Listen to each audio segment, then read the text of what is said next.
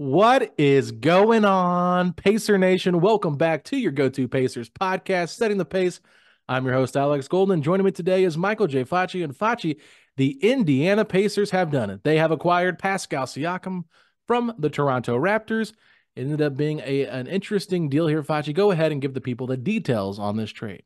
All right, so the specifics, the Pacers are sending out Bruce Brown, Jordan Nwora, three first-round picks, two of which are in the 2024 draft class. So that is the Indiana Pacers' own pick, as well as the worst of the Rockets, Utah, Thunder, and Clippers draft pick. So it's anticipated to be either Clippers or Thunder. And then a 2026 top four protected pick, which is Indiana's. In return, obviously the Pacers are getting Pascal Siakam, and they're also getting a second-round pick. And the New Orleans Pelicans are helping facilitate this deal. They're sending Kyree Lewis to Toronto Raptors. Yeah, so this basically, it is almost like a three-team deal, but according to Bobby Marks, it is two separate trades.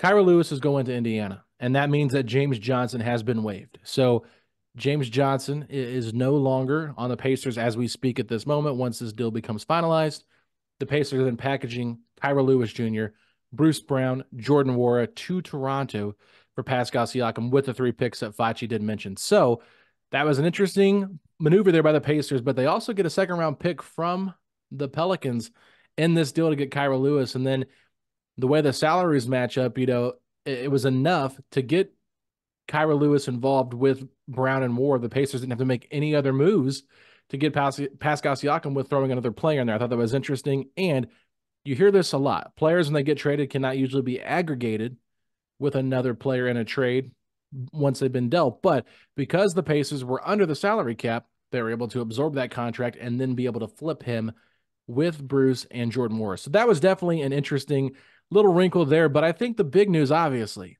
the Pacers get an all-star caliber power forward, a two-time All-NBA power forward, and they finally have an answer at the power forward spot, Facci. Pascal Siakam is here, and the Pacers basketball is back. Pacer basketball is officially here. I mean, look, we've been excited about what we've seen thus far, but we felt like this team's good, but this team could be better. And they have the assets to be better. So this is why you accumulate draft picks, while you have contracts like Bruce Brown that everybody who didn't know was saying, this is an overpay. No, it's not. It was a way out for the Pacers to be able to, A, meet the salary cap at the 90% threshold that they have to, but also be able to flip Bruce Brown as a valuable trade asset, which proves right over here, got this deal done without having to give up a ton of players of the core. Obviously, Bruce Brown was a part of that starting lineup of the core, but he was someone that we didn't see long-term with this team. Pascal Siakam, and a player of his talent, does not walk through the doors in Indiana quite often. This is a massive trade. And yes, the Pacers are coming off a massive trade for Tyrese Halliburton, which was a little bit bigger, but this is a huge deal for Indiana. And I think the whole fan base should be extremely ecstatic because the front office held firm. They did not part with a Benedict Mathurin, a Jarris Walker, or an Andrew Nembhard. They really were able to get this deal done with draft picks that truly may never even materialize as really anything more than role players. Yeah, I mean, that's the thing here. I think this draft class coming up, we were like, how are the Pacers going to even take anybody? It was very likely these two draft picks were going to be dealt. And Yes. you brought up a great point on our last episode with Toronto, more than likely not having their pick this year. The Indiana Pacers now give them an extra pick, so they will at least have two in this year's draft class. Depending on where they're at, it doesn't seem great. It looks like they're going to be probably in the 17 to 30 range, I would assume. So it's not like you're giving up massive draft capital here. And then the 2026, it is top four protected. If everything, goes to hell for the Pacers and they end up being awful, they still have a little bit of leverage there, but I don't think that's going to happen. But they didn't trade any other draft picks, which I think is great because now they have all their future picks and they're just going to keep getting more and more as the years go on. But listen to this. The Pacers, according to Woj, have serious confidence that Siakam will re-sign a long-term deal. Siakam is also eager about the possibility of staying in Indiana past this season. But let's talk about the big thing here. Kevin Pritchard said Tyrese Halliburton's going to help us recruit players, and that's exactly what he did because Tyrese Halliburton spoke to Siakam, helping sway him to join the Indiana Pacers. And you know what? Because of Halliburton's rising stardom, not just Pascal Siakam, but various players around the league are circling Indiana as a team they eventually want to play on. Screw the mid-market, screw being a small market team. Tyrese Halliburton is a big name ticket, and the Pacers are headed to the top. I'm almost tearing up over here because this is a big deal. I'm getting a little watery because this is everything we've ever dreamed of how do we get that one special talent here to change the whole perception of this franchise. And Tyrese Halliburton, we talked about it, just felt like there was something different about him, of that he might be able to do what Paul George and Sabonis and others and Oladipo could not, and that is attract talent. And I think that Tyrese in his short term here, we heard from Obi Toppin, and Obi Toppin was like, "Yeah, I spoke with Tyrese. I really wanted to be here." We saw Tyrese talking to Benedict Mathurin on draft night, got him excited. Now he's getting Siakam excited, and money talks at the end of the day. And the Pacers can offer Pascal Siakam something other teams can't. And that is a 5-year contract that could be right in that range of $247 million. And at age 29, this is Pascal's last real chance to truly cash in. And there is a big difference between a 4-year and a 5-year deal. I don't have the exact number right in front of me, but it's roughly in that 4 years, $180 million range. You're talking about a $67 million difference in that contract. That is a lot of money. And I think that, money is very important to Pascal Siakam, but also where it's not like this is the Detroit Pistons. The Pacers are an up-and-coming team that could be in the playoffs when Toronto, no offense to them, but they were going in a completely different direction. So I think there's a lot for Siakam to be excited about, but it's also up to us now to win games and really be able to show, hey, let's get to the playoffs and let's show that you might have been everything that we're missing and more. Yeah, I mean, Pascal Siakam is the perfect fit. There's no doubt about it. He is going to be the secondary playmaker, the secondary star for this Pacers team. Teams are not going to be able to trap Tyrese Halliburton like they were. And I think we talked about the blessing and the disguise of getting to the championship game of the in-season tournament. The ability to kind of remove Tyrese from the game and nobody else there to really step up. I think it did put a brighter spotlight on what the weakness of this Pacers team was. And you know what? While you do like a guy like Bruce Brown, he was a starter the entire time he was here this year, played the shooting guard position well.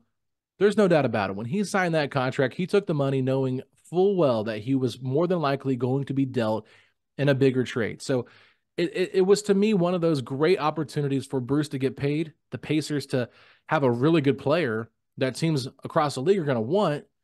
And if they were to trade him, because look, I don't think he stays in Toronto. Let's just go ahead and put that out there. I think they're going to flip him in a single trade with somebody, and they are going to get another first-round pick, which is just good for them. I mean, that's a great move by Toronto because they're going to turn Siakam basically into 4 picks. So they might even get 5 if they're lucky. You never know what somebody might give up for Bruce, if it's a team that really just needs him and they have some extras to throw out there. I mean, you just never know.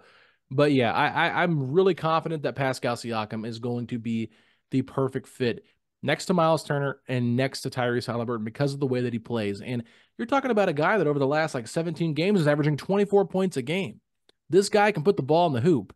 And I think he gives him a little bit more versatility defensively because Jalen Smith at the 4 was not a long-term option. I think it was a nice sample size for the Pacers to realize what having real size and a starting 5 will do. So to me, though, Facci, the most interesting thing that Woj said was not only did the Pacers try to get Pascal Siakam, but they were trying to get Pascal Siakam and OG Anunoby from Toronto to Indiana. Obviously, we know OG Anunoby goes to the New York Knicks. They get RJ Barrett, Emmanuel quickly, and a second-round pick. Whatever. Basically, Woj said the Pacers were unwilling to give up everything that it would take to get both of them, or they just didn't have enough to get both of them. So we don't know for sure what those talks were like, but it shows to me that this Pacers team was very aggressive and that they didn't just want Pascal Siakam. So I guess that does raise a question for me, to you, and to everybody listening. Do you think the Pacers are done after this? I don't think they're done. First, touching on what you just said, I love how the front office really did try and be aggressive. They did. I can't even imagine how many conversations in total they had with Toronto in just the last calendar year. I feel like they have been in touch, and in that scenario, look, I think it's probably smart that the Pacers didn't go after both because they would not have been able to re-sign both players. Most likely, you're talking about two players that could get a max contract. You already have Halliburton about to enter a max contract, so you would have had to have given up a lot, and I mean a lot. Mm. So I like the fact that they did be able to, acquire Pascal Siakam. But in this situation, think about this. Are they done? Well, you do still have Buddy Hield's expiring contract, and I think that it's always a shame. It's always you never want to let an expiring contract walk. And that Mm. is still $19 million, which can facilitate a good player. But then also now you look at the power forward position. Obi Toppin, Jalen Smith, obviously Jarris Walker. At this point, they're holding on to Jarris Walker no matter what. I think it would stun me to turn around and trade Jarris Walker at this point, where you Yeah. just, put your foot down and said it wasn't happening. But Obi, Jarris Walker, Obi, Jalen Smith, it's going to be tough for all of those guys to find playing time. Jalen Smith might not be here if he opts out of his player option. Obi Toppin going to be entering restricted free agency. There's a scenario where the Pacers could combine Buddy Hield and or one of those two and still be able to acquire a player in that $25 million, per year range. The Pacers could very well make more moves. I'm excited to see what they do, and they'll also still have an open roster spot, assuming, to be determined what happens with if James Johnson's coming back or not. Yeah, they did say that they will sign James Johnson once he does clear waivers I after the respect it. Pelicans probably cut him and waive him. So we'll have to keep an eye on that. Just obviously, if there's somebody that comes available, because once again, Jake Fisher put out there that Gordon Hayward could be a buyout candidate. So that to me is someone to really keep an eye on as well. I know it sounds crazy, but the Pacers are being aggressive. I mean, if you're trying to go after OG and Pascal, like I don't see them Oh, being afraid to go after Gordon Hayward if he becomes available on the buyout market, and they've kind of got a leg up because he's from Indiana. So it's not very often that you see guys from Indiana be able to contribute like that. But I think in a backup role for like a minimum deal, that's a great fit. it And then he's a is. free agent. You figure things out. Maybe next year you can bring him back. I mean, I'm just spitballing here, throwing out some ideas. But to me, Facci, I'm excited to see what Kevin Pritchard does. And if they keep the roster as is, I have no problem with it. I think I'm that fine with it. they've got enough depth. You feel really good about it. And so right now, the big question mark is who starts in place of Bruce Brown when everybody's healthy? You've got Tyrese Halliburton, you've got Aaron Nesmith, you got Pascal Siakam, and you've got Miles Turner. When we had Caitlin Cooper on, she was ecstatic about the possibility of Buddy Hield and Pascal Siakam playing together. And I can see why they would want some shooting in that front court or in that starting five. And that to me makes more sense than maybe some of the other options because I don't think uh, I think Ben still will relish coming off the bench as the Pacers sixth man this year. And I think in the playoffs he could close games still, but I think you got to continue bringing him off the bench at this point in his career. I am curious because I do think Andrew Nimhard did a very good job when Bruce was out, but do they want to have him play more with that second unit? So now it's going to be interesting to me what they decide to do because looking at the depth, maybe you go TJ, Andrew, and Ben off the bench together and start Buddy. I don't know what you're thinking, but that's maybe where I'm at right now. Off the bat, I think my first reaction is probably Buddy. I think so. I'm with you. I still like the idea of Matherin coming off the bench. Hmm. I could be swayed into, okay, hey, Andrew Nemhard at the two, so that way we're not, completely slipping off defensively because that is definitely something you have to consider. Yeah. But in my opinion, I think my gut tells me probably Buddy Hield to start. And you just try and maximize what you have offensively right now, and that is a really good starting five offensively. Yeah. I think that is something to be excited about, and I would like to see that spacing over there and Siakam and having those options. I just feel like you're already talking about an offensive team in the Pacers that has been historical this year. And you just got so much better offensively that it's just like, this is special. This is something truly special right now. And when you talked about before how they could make more deals, they could make more moves, whatever it may be, but you also don't have to shake up too much. I like the fact that with this trade, Bruce Brown was playing about 30 minutes per game. It's like 29.6 or something like that. Jordan Nwora was essentially out of the rotation. He Yeah. played recently. That's not by plan. That's by the fact that the Pacers were without a few guys. So if you make another move, you trade a couple players, two players. How much is too much? Yeah. You know, you don't want to do too much. And I know that even sounds kind of crazy because for so long we have been hoping, can we make a move? Could it be something? But right now we made a big move. I don't think the next one has to be a big one. But I think if you truly in your heart feel Buddy Hield is not coming back after this year, it's something you have to consider moving at the deadline. Yeah. Is there a name out there that makes sense for the Pacers? That's a better fit. A name that I'm keeping an eye on, if the Hawks are going to blow it up a little bit, does Bogdanovich, someone that I know you brought up too I before, if he did. becomes available, does that make any sense? It does because he signed for multiple years. He's a Yeah. really good 3-point shooter, and the contract is actually a very reasonable value. It Yeah. really is. It's in the teens. So, and I believe I could be wrong, but I remember when we talked about it in the past. I believe the contract actually goes down in value, which Okay. is Well, I'll let you look I'm that up pulling up. because I'm kind of Yep. curious if you keep Buddy Hield, could you still get Bogdan and maybe do a McConnell and Jalen Smith type of trade to get him if they have the cap space to do that? I don't know exactly what the Pacers cap space currently is right now because everything to me felt like we had to give up more than what we gave up to make the deal happen. So I'm still trying to figure out all the details. Maybe there's something that's left out. I don't know. Maybe we just were unfamiliar with, or the cap numbers were wrong on the trade machine. That's very possible with Fanspo and their trade machine. So that could have been part of the problem. But I do think that it's an interesting thing because we talked about consolidating here, Facci. Hmm. The Pacers didn't consolidate. They No. they traded a starter for a starter, and that's pretty much it. No offense to Jordan Nwora, who was a great pacer and was awesome when he came on this show and just a really good guy, but he was a 14th man for most of the season. So I don't really understand, the consolidation part of it. They haven't done that yet. And could they still do it? I think it's very possible. It is very possible. As it relates to the Bogdan contract, it does indeed go down, which Okay. is extremely appealing. We're talking about $18.7 million this year, then 17.2, then 16 million, and the final year of that 4-year deal is a team option for 16 million. So that contract is as appealing as it gets for a real solid player. So, I think that is a great target that you mentioned. But also just one thing that we were talking about is, when you and I we were going back and forth about the importance of players on this team, and I did have Jordan Nwora ranked below James Johnson because I felt like this man was not going to be on the team that much longer. And now you see a scenario where James Johnson might have to get cut and then brought back. It just shows, hey, they do value him, and having that veteran on the team is always important. I know Siakam is 29 years old.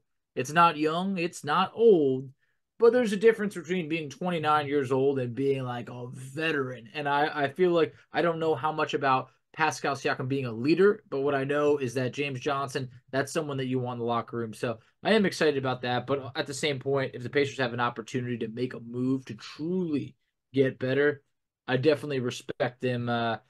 Maybe not bringing James Johnson back, but I also do think I'm happy either way.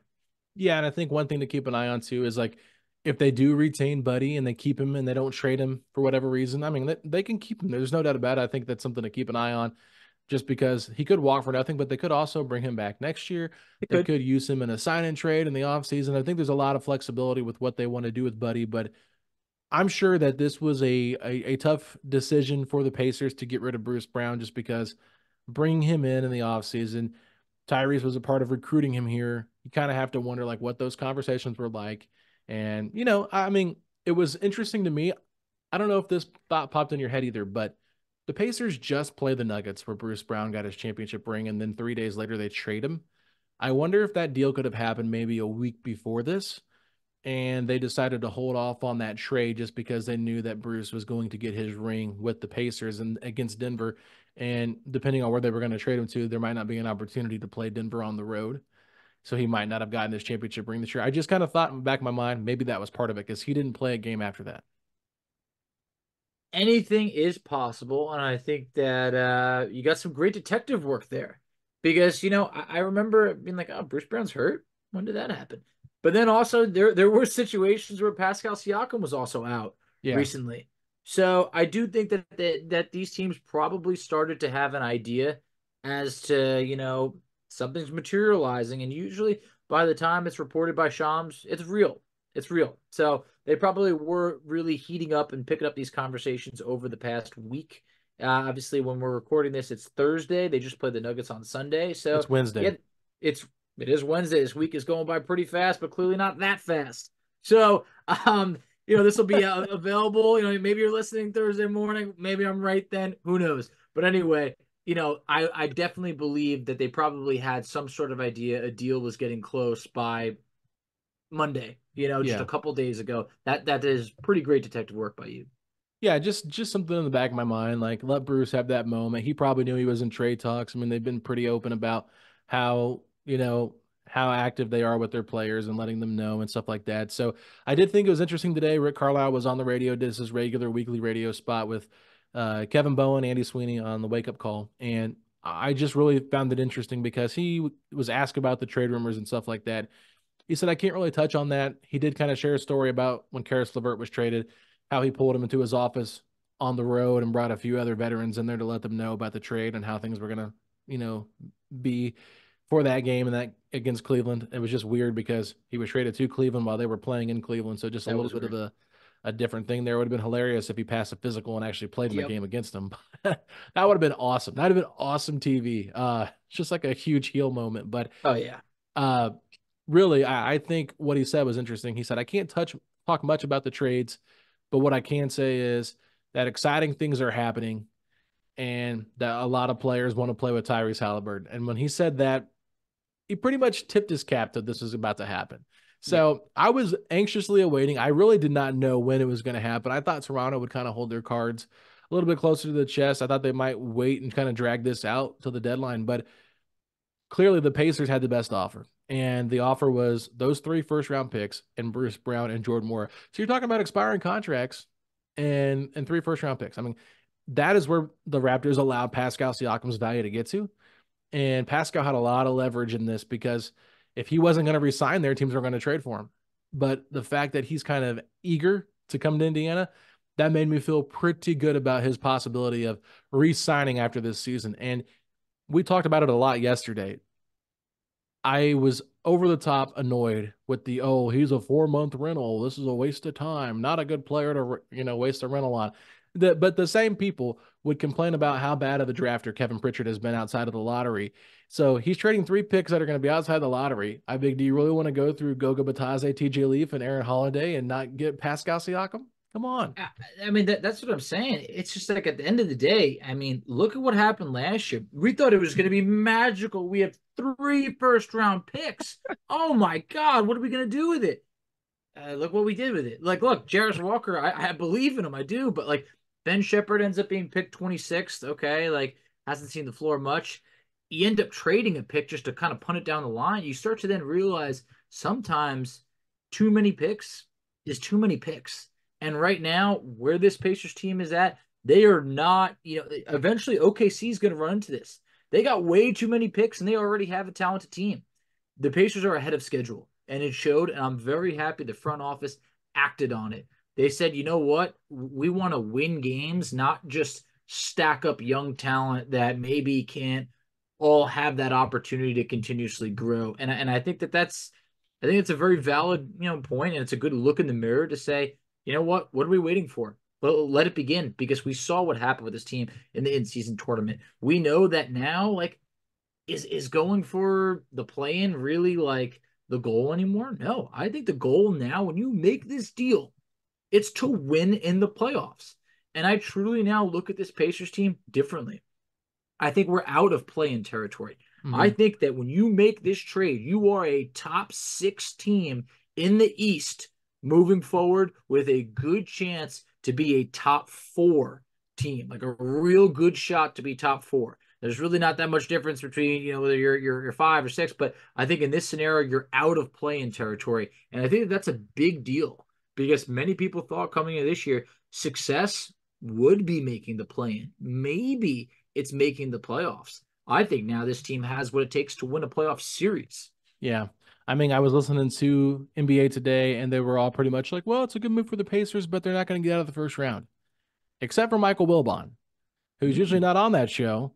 But Michael Wilbon said, I'm not driving with y'all saying the Pacers won't make it out of the first round. He said, I like defense. And he said, Pascal Siakam brings that to this Pacers team. And with what they've done already offensively, You all better watch out. I think this is a team that you don't want to play. And that's kind of what everybody was saying. Well, yeah, you don't want to play them in the first round, but we can't pick them over, the Knicks, or we can't pick them over the 76ers, the Celtics, the Bucks. I'm like, they just beat the Bucks 4 out of 5 times. I mean, I'm not saying they're going to beat the Bucks. No one's saying that. But I think they can give them a competitive series. And I Definitely. think just the lack of like respect, like, oh, it was a good move, but like it's not going to do that much. It's like, what are we talking about here? I think people are sleeping on how good the Pacers have been in the regular season. I'm not trying to be a fanboy here, but I think the Pacers are in a much better spot than they're getting credit for. And so to kind of wrap things up, I know you probably want to respond to that. So go ahead and do that before I ask my next question. It's just ridiculous what the media is doing. I mean, about a week ago, Kendrick Perkins called Tyrese Halliburton a system player. A system Kendrick player? Perkins is a fraud. I know, but I mean, what are we doing over here between the Wally Zerbiak and the Kendrick Perkins? They just look at a team and they go, "Oh, the Knicks. What have the Knicks done the last few years? Knicks haven't done anything." So I just feel like why could someone say they can't beat the Knicks in the playoffs when we just took 4 out of 5 against Milwaukee? We beat the Celtics twice this year. We still play them again. We could win that series. We Let's could do win it. three. I'm in. I'm in. So, and I'll tell you one thing, bringing up the Knicks, and maybe this isn't good to bring up. February 1st, I'll be in the building in Oh Madison Square no. Garden. Pacers No. versus Knicks. Yep, I know that hasn't No. worked well in the past. I'm gonna be there. I'm gonna see me some Pascal Siakam. I Hey, want there we Tyrese go. Halliburton back, and I cannot wait. And I want to prove a point that night. So I'm excited. But I think the rest of the East, you look at teams like the Orlando Magic that I know they're not what they were 2 months ago. I think we're ahead of the Magic. You look at the Cleveland Cavaliers, I'm not sold. I am not sold. They've been And the playing better, Miami, but a lot of injuries right now. exactly. And they're a good team. Don't get me wrong. They are a good team. But then you also look at the Miami Heat, who haven't really cared too much about the regular season lately. I just feel that there is a realistic scenario that the Pacers could finish ahead of those teams. Of course, Milwaukee, Boston, Philly, those are really good teams, and that's going to be tough. And we have to prove it before I can say that we're ahead of them. But for right now, I really like our chances of finishing the regular season as a top 6 seed. I feel you there, Facci. I really do. I was going to ask you to kind of What wrap do you got? things up here. What is your depth chart with this Pacers team moving forward based on who we have? That's the tough part because it's just like, you're giving up 30 minutes that Bruce Brown had. So, in my opinion, if you don't make any changes, I do think now there is an opportunity for McConnell to be, in the rotation on a nightly basis because you do have those extra minutes available at the guard spot. But someone's got to go at power forward. That one of the bigs is going to be out of the lineup. I do think that unfortunately this could be a reduced role for Obi Toppin. For Jalen Smith, I really don't know. And Jalen Smith was having such a good start to this year, but the Pacers then got to wonder, like, is this someone that they do see bringing back if he does opt out? So that's why I'm wondering if the Pacers do look to make another move because you didn't really consolidate. One of the guys you traded was Yeah. out of the rotation. Another guy was, yeah, I mean, you were heavy at the guard spot. So if you still want to run a 9-man rotation, someone's going to be the odd man out. Is it Ijax? I don't want it to be. I don't. No, I But think you're going to see a 10-man rotation. I think you have to. Yeah, for me, with everybody healthy, it's Tyrese. I'm going to put Buddy in there right now just because I feel like that's what they'll do. Of course. Buddy, Aaron Neesmith, Pascal Siakam, Miles Turner, your backups, TJ McConnell, Andrew Nembhard at the 2, Benedict Mathurin at the 3, Obi Toppin at the 4, and then I'm going to assume they're going to go Jalen at the 5. I think so. But Isaiah Jackson has played so good this year, it's very tough to like make that call and just take him out of the rotation. So maybe, you really have to make a decision at your backup 4 because Jalen and Obi and Ijax, only 2 of them can play now that your front court's solidified. And I don't think any of them can play the 3. I know there's been talks about No. Obi Toppin playing the 3. He is too stiff to play the 3. So that's where I'm at with that. And other than that, I think you just got to make a decision potentially on one of those guys. Ben Shepherd, Jarris Walker can't even crack the rotation at all. So now you basically have an open roster spot whenever you bring James Johnson back, which that could be where you get Gordon Hayward. And if he's in the mix, then he's probably the 3. And so now you're moving No. Ben up to the 2, and then you're going to make a decision between Andrew and TJ again. So it's just like, oh my God. Like that's why I think another trade could be on the horizon, Facci. I just don't know who he's going to be for, but I'm keeping my eyes out. think so. And like, where did we like? How did we get to the point where we're saying this Pacers team is too talented for their own good? I mean, that sounds like an exaggeration, but they have so many players that are deserving of Yeah, minutes. And I feel like Jordan Nwora was the player that we knew from the start of this year. So we're going to be really hard to get you any playing time. Now you look at the rest of this roster, and that is not the case. You could say that about a Ben Shepherd, and you could say for Jarris Walker, like you like to find him playing time. It's even harder now. That yeah, got so much harder that this almost feels like it's got to be like a known red shirt year.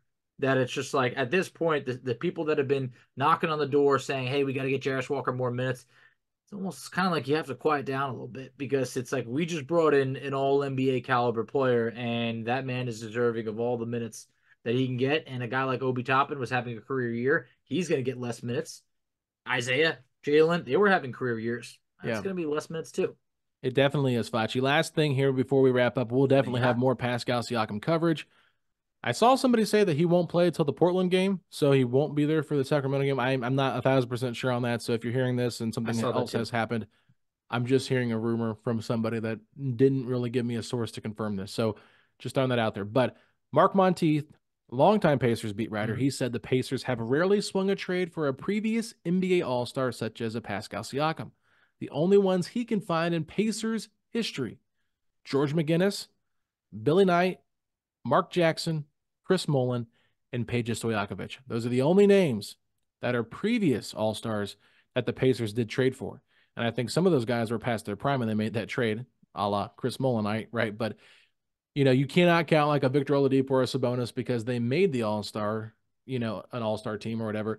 That doesn't count. That doesn't qualify. It's just people that were previously All-Stars. So I thought that was a very interesting tidbit from Mark Monteith there, and just kind of shows you this is rare air for the Pacers. They do not do this kind of stuff.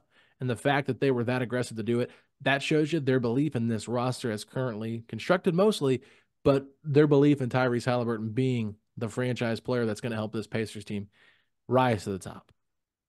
I completely agree. But the one thing that I can say that I can live with is if Siakam does not re-sign, I still want to tip my hat and have a ton of respect to the front office for going out there and taking a risk. Because if the Pacers just twiddled their thumbs and sat on their hands at the deadline and didn't make a move, I think everybody would be a little bit let down and be like, you know what? I think we could have capitalized on a little bit more. So if it doesn't work out, you guys got to realize that's the risk of this business. And that's why, many other teams were not willing to, like the Kings. The Kings dropped out. The Kings are still interested in someone. Who are they going to settle for when we know they wanted Pascal Siakam and we went for it? So, I'm really happy that we took the risk because, hey, with great risk sometimes comes great reward.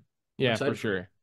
And that report was from Scott Agnes. So that way we do have a name to put to that. I was able to get that information while you were talking. So that's great. With that being said, Facci, let's go ahead and close this one out. We'll be back. Definitely. I'll be back tomorrow. I don't know if Facci will be able to stay up late with me to talk about the Kings game.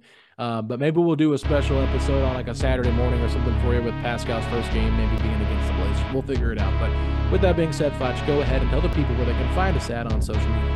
Absolutely. So you can find us on Twitter at PacersPod, STP. You can find Alex on Twitter at AlexGoldenNBA. I can be found on Twitter at _FACCI. You can find us on Instagram at PacersPod, STP. You can find us on Facebook at Set the Pace. You can find us on TikTok at Set the Pace. Alex, tell them where they can check us out on YouTube. Ladies and gentlemen, go to youtube.com/HittingThePace, the Pacers podcast, where you can find this video at on our feed, because it's not just post-game reactions that we do. We do the big name ones too. So this one will be out there probably a little bit later than the audio version, so you guys hopefully will enjoy this. But with that being said, Facci, if you're glad that Pascal Siakam is now Spicy P and indeed, then hit me with those 3 words. Let's go, Pacers!